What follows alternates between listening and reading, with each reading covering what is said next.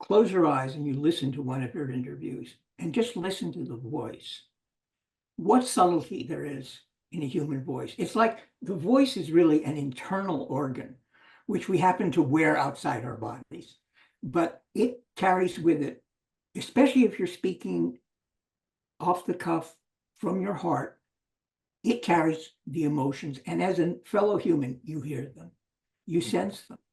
And that to me is probably part of the reason why hearing is such a social sense. You know, you can depict yourself in ways that can be misleading, but you can tell if somebody is lying in the tension in their voice if you know how to listen, and you can tell when they're reaching out to you, and you can tell when their hands are in your chest and they're suddenly bringing up an experience for you that you kind of never quite had, but you understand it perfectly, or maybe you did have that experience, and there's a connection. And suddenly you want to get closer to that person. You don't want to argue with them. You want to have an exchange of experiences. The one thing that our country is lacking profoundly, you know, we're not talking to each other. We've lost the ability to talk to each other. So it's all arguments. And an argument, the whole point of an argument is that there's a winner and a loser.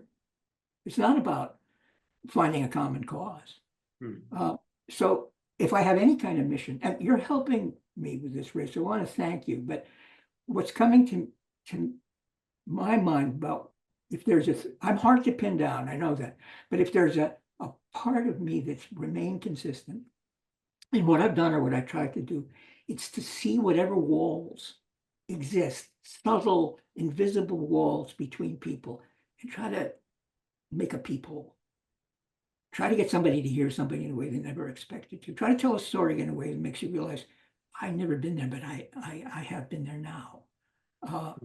A sharing kind of thing. I mean, that to me is, although I love the craft and I love polishing and, you know, be like a guy making cabinets in his basement, you know, sanding. Although I love to do that, it's a great joy.